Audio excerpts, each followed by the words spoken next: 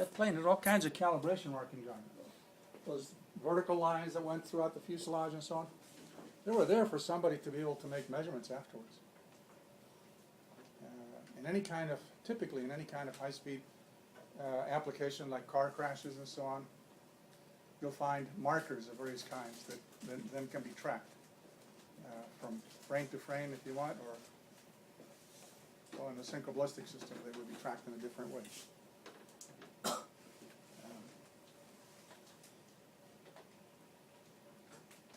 So if you want to put markers on your rocket, you got between now and tomorrow to do it. And what I'd like to do, because I don't like failure, what I'd like to do is to do a sample shot before we run, as I say, before we run it for real. Just to make sure that, since we are using film, just to make sure that the films that you get are going to turn out at least reasonably well. Can't guarantee 100% well, but so that you get an image rather than me having to give you a sample shot. And it'll be your rocket instead of a sample. So for that, I propose to use some black and white film, and then process it on this, immediately. So between the first run and until we tweak the system, we'll be running experiments. And I think that this is a place where I may be able to use some of your extra rocket engines if you have them, because I don't think I have enough. But we'll work that out tomorrow. Right? So, what are we going to do? Well, we're going to do exactly what I described on the board here, except that we'll use a simplified approach. And the simplified approach, or the improvised approach, is to use the same camera that we use for the bullets for the synchroballistic application. So we're going to have a camera in which we have film and drum. And you remember how we attach the film to the drum, so that's what we're going to use. We know that the circumference of the drum is 12 inches. And we can rotate this at some rate. We're going to determine that rate shortly. So onto this drum, which we have to rotate so that it goes to the surface of it, where the slit is in the camera. Okay? It goes downward, because we're going to have rockets out here. They're flying upward, right? Where do they go? So their image in here is going to go down. And it'll go down at a particular rate. And the rate is going to be governed by some factor. What is it? Magnification. Magnification. Can't hammer that in long enough. So how do we find out what magnification is? Well, to a first order of approximation. Now, we could do measurements. We could do some formula that I don't like to use, which actually determines magnification for you. But I take the quick approach. I know what the focal length is, right? Or the camera length. And I know what the distance between object distance and distance. So if I know what the focal length is and I know what the object distance is, I can just take focal length divided by object distance and end up with magnification, right? I might want to tweak this a little bit because I'm focused at a distance which is not infinity, right? If it was infinity, that would work, except that what would be my magnification if the object were infinitely far? How small? Very good. Yeah. So anyway, I will know what the object distance is, and I know what the focal length is. If I wanted to refine this a little bit, I would take a look at the lens And as long as it's not an internally focusable lens, the whole thing moves. Well, you can take the distance that it moves from infinity focus to whatever focus you're going to focus the lens on, and add that to the focal length. Because really what you're interested in is image distance. And image distance is the focal length plus the extension. This might work close enough.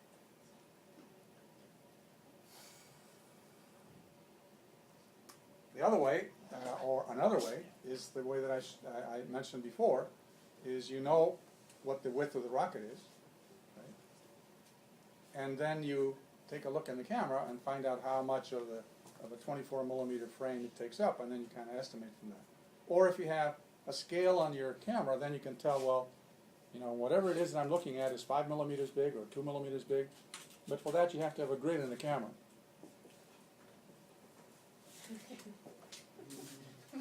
Don't know what to do with it once you get it, right? So, magnification is going to play a factor in here. And let's see, I think maybe we'll use a 100 millimeter lens. Oh man, this is dying. Should not use these. Not much better, is it? I'm probably going to slide on one of those and fall off. Oh, this is almost fair. 100 millimeter lens. And let's see. 1, 2, 3, 4. Maybe 5 feet away. Oh, this is dying.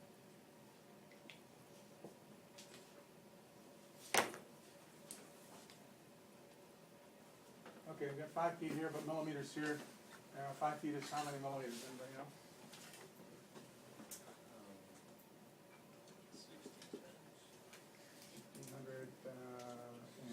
1,525. What?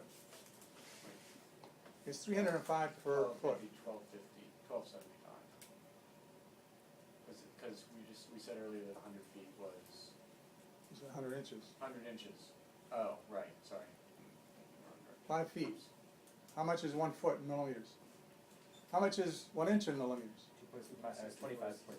25. A foot in millimeters? 305. So 305 times 5. Right, so 300 times 5 is 15. 5 times 5 is 25. You add the 2, 15, 25. 1,500 millimeters. 100 millimeters.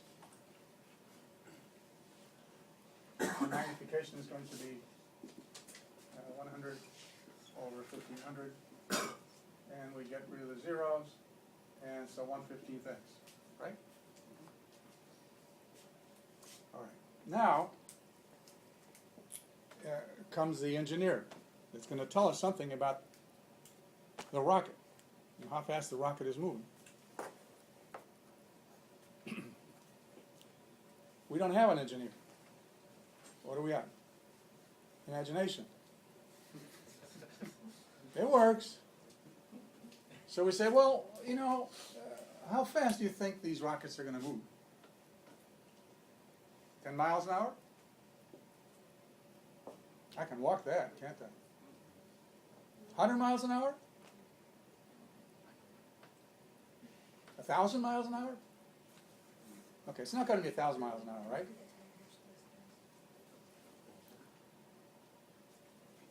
I know I didn't cover this here, but in another class. If you travel 1,000 miles an hour, how long will it take you to circumnavigate the equator? Anybody know? A while. Very good.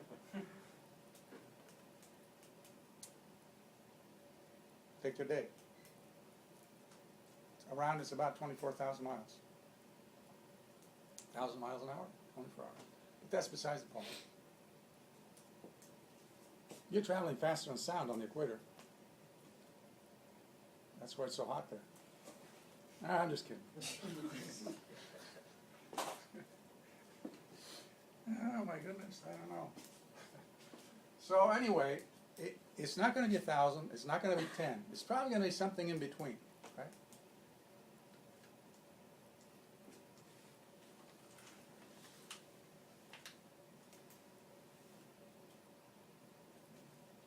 50? 60? 60 miles an hour? I mean, are we talking like right as it launches off, or like 10 feet in the air? Like at what This point? high up here. That's when we measure?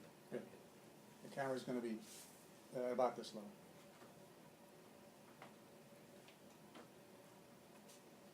Well, since we don't have engineering data, we need to pick out a number. We could pick out 60 miles an hour. The only reason I suggest that is because I think it's easy, it's an easy conversion, and we'll tweak it, okay, a little bit, to get easy to work with numbers. But 60 miles an hour is something that you should remember from the time that you took your driver's ed courses, as to what 60 miles an hour translates to in terms of feet per second. You know, they talk to you about, well, if you take a second to react, and you take a second to react, how far will the car travel in that 1 second? As soon as you're trying to not hit a pedestrian. If you're trying to hit one, that's different. I think it's 88 feet, close to 90 feet, right? I think that's one of the questions that they kind of drill into. 88 feet a second. So that means that's how fast you're traveling. 88 feet, probably we could round that off, right? 90.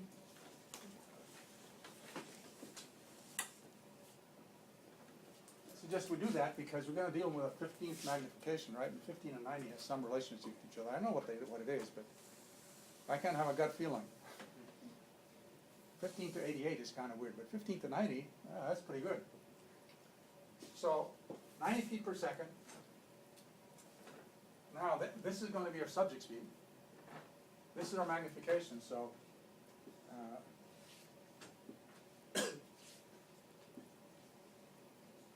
whoops, that's the other way around, times m is equal to image speed. This is 9 too. So what we really have is 90 divided by 15, right? So it's 90 divided by 15, and what's that? 6.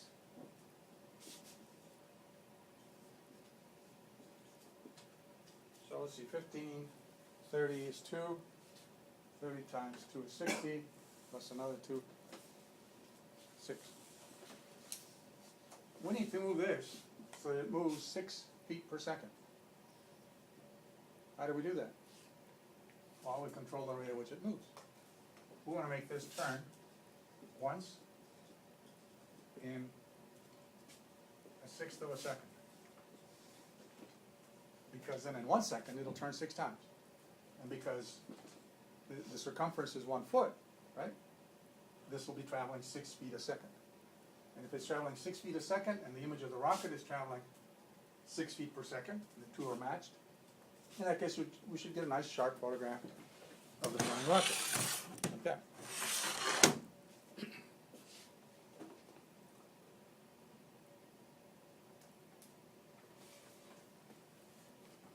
If the rocket travels faster than 60 miles an hour, in that case we'll end up with rockets that are stretched out. If it travels faster, we'll end up with rockets that are compressed. If it travels slower than 60, they'll be stretched out. And we still make out a determination of what the rocket speed was. Absolutely. Because we know how fast the film is moving. So then we can put inch markers and say, well, 1 inch is so much. And if we're saying, well, it's traveling 6 feet per second, right? 6 feet per second. Now we want to translate that to, let's say, inches, because on the film then you can mark it off in inches. 6 feet is, what, 72? Inches per second? Is that right? So every inch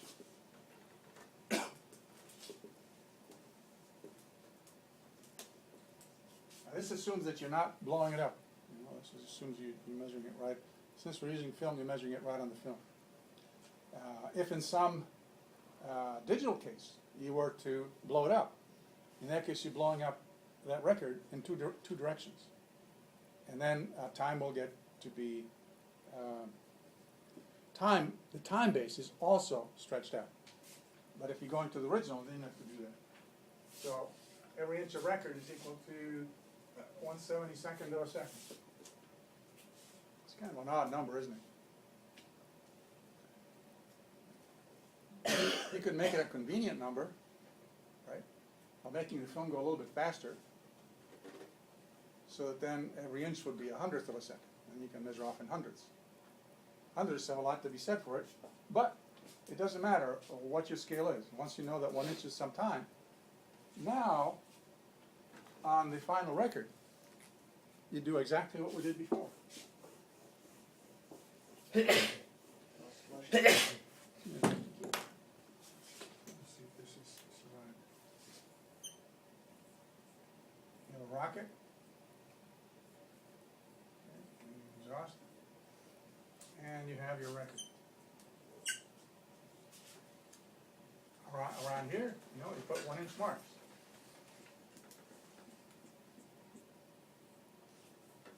You say, okay, how long did it take the rocket to travel its whole length? And I'm probably repeating myself on this, but I do that all the time.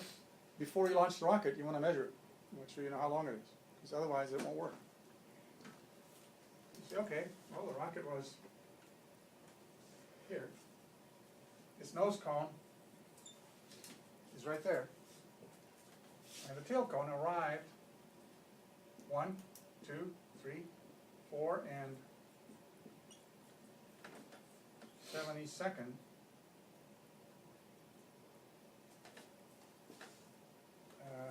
4.25, 70 seconds after the nose cone got there. Because every inch is a 72nd. 1, 2, 3, 4 1/4 or something.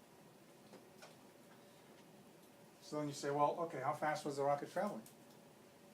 Well, if your rocket was a 12-inch rocket, you say the velocity of the rocket is equal to real length. Oh, look at that. Oh, it's a good thing it's the end of the quarter. Real length divided by change in time. And the real length being, let's say, 1 foot, divided by 4.25, 70 seconds. You take 1 times 72, and it's 72 divided by 4.25, and that's too complicated for me to do. 72 divided by 4.25, but for 80 divided by 4, it would be 20. It's probably in the 20 foot per second range, isn't it? It's 72 divided by 4.25? Yeah. 16.9. Feet per second.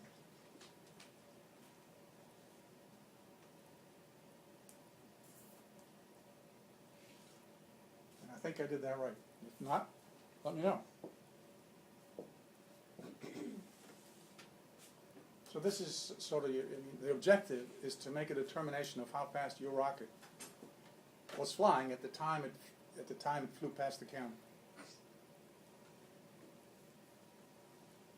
If you try to determine rotation, that would be nice, but I can, based on past experience, there's not much rotation that takes place. Even if you induce it by putting the tail fins at an angle. But you could try.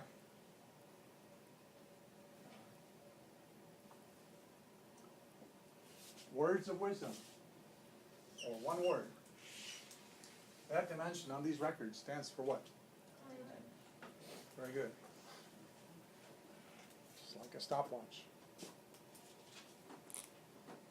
Now, the one other thing that we do sort of need to keep in mind, we are using a rotating drum type camera.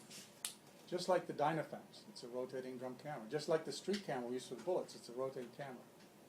It is always alert, okay, and ready to expose an image.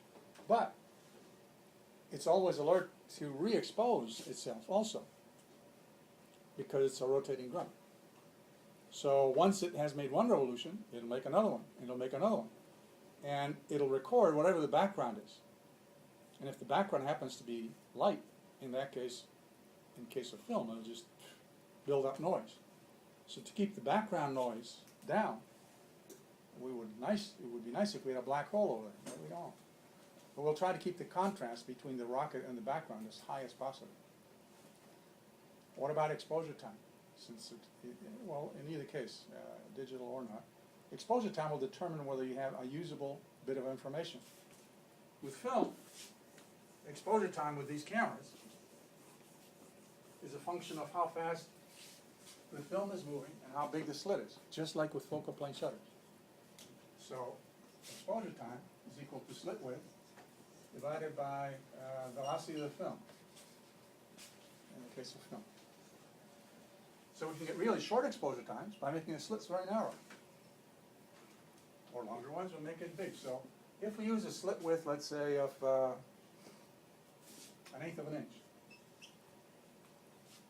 then, and we move the film at, what do we say, 72 inches a second?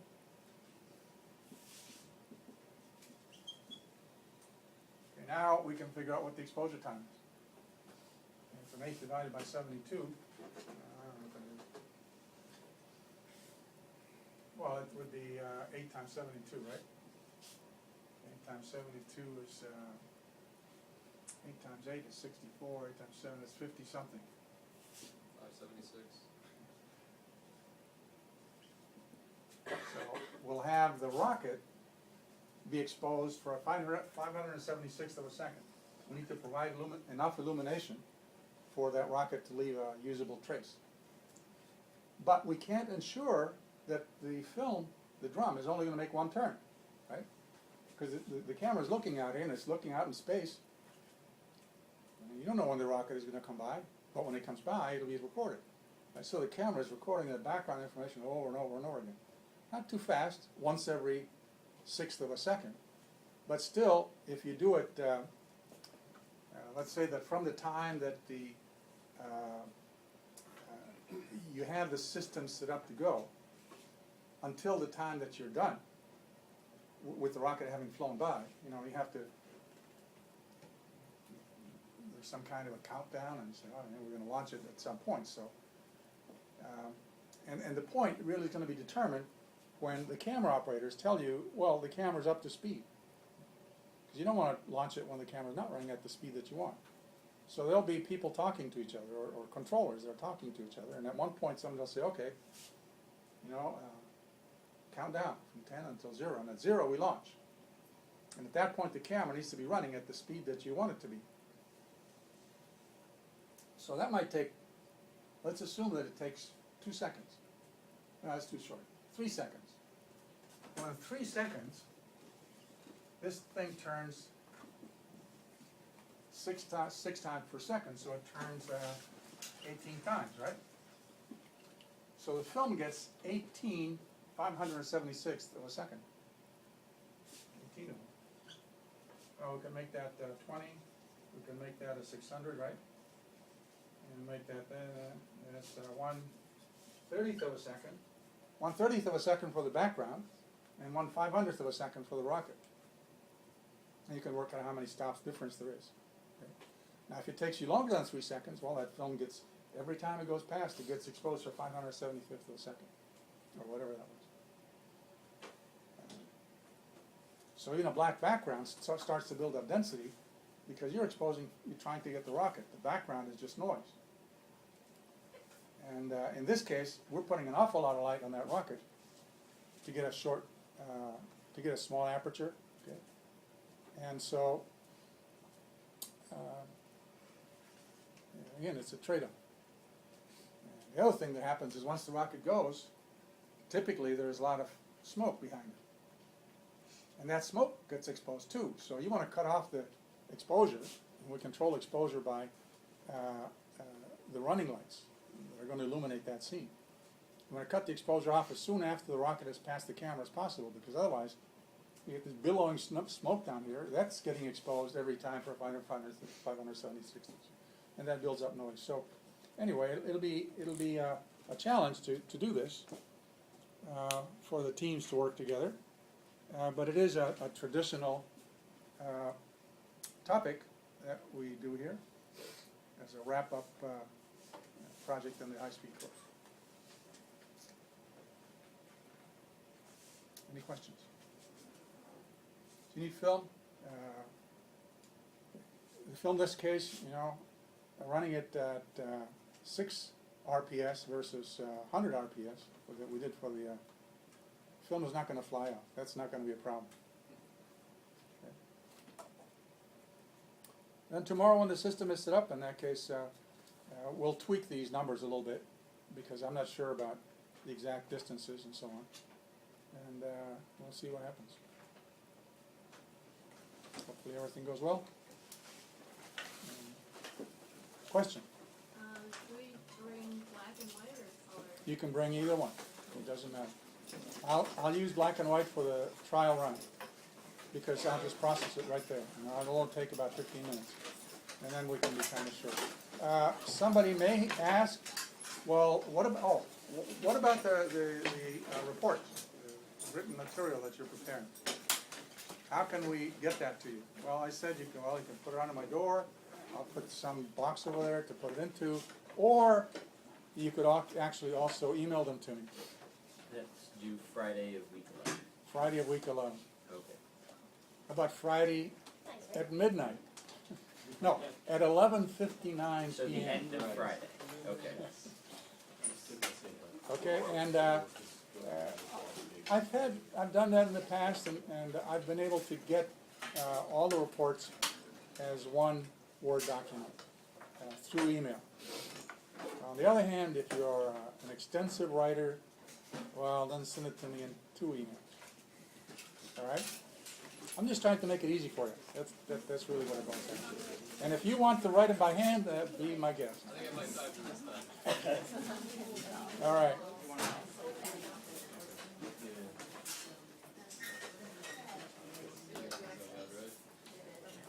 Need a small jump ring. I got the, on 11.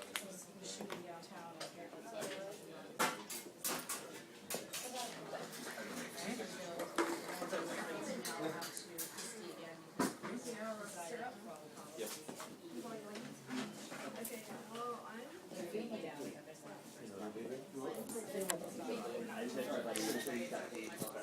well, I figured, I mean,